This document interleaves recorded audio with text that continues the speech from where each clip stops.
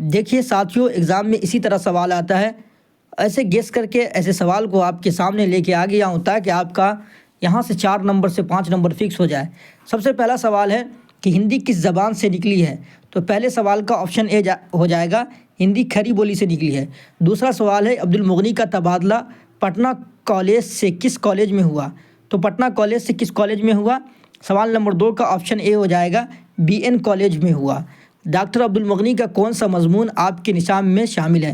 مضمون کہتے ہیں نبندھ کو، اور نصاب کہتے ہیں پٹچریا کو، کریکولم کو۔ تو آپشن اے ہو جائے گا ادب کی پہچان۔ سوال نمبر 4 ہے کہ بھیم راؤ کی مادری زبان کیا تھی؟ بھیم راؤ کی مادری زبان کیا تھی؟ تو بھیم راؤ کی مادری زبان کیا تھی؟ مراٹھی تھی۔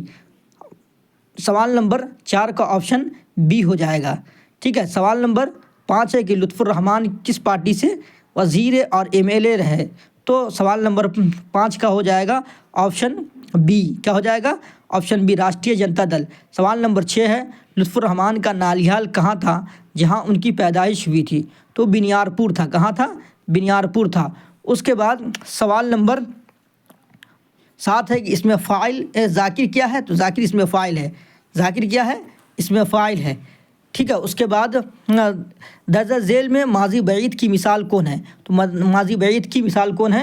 آپشن اے ہو جائے گا، میں نے کھانا کھایا تھا۔ تو یہ ہو جائے گا۔ ماضی بعید کے آخری میں علامت ہے کہ تا تھا ہوتا ہے، ٹھیک ہے، یہ تھا ہوتا ہے، تا تھا نہیں، تھا ہوتا ہے۔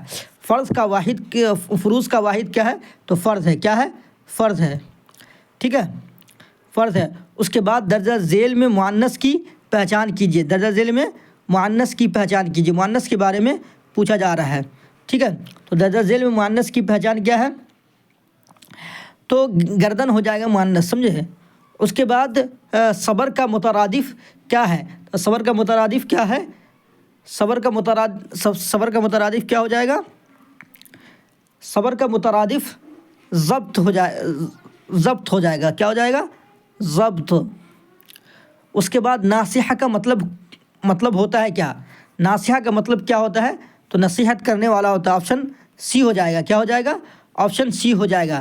نذیر احمد کی وفات کب ہوئی؟ تو نذیر احمد کی وفات کب ہوئی اس کے بارے میں بتایا جا رہا ہے کہ نذیر احمد کی وفات کب ہوئی۔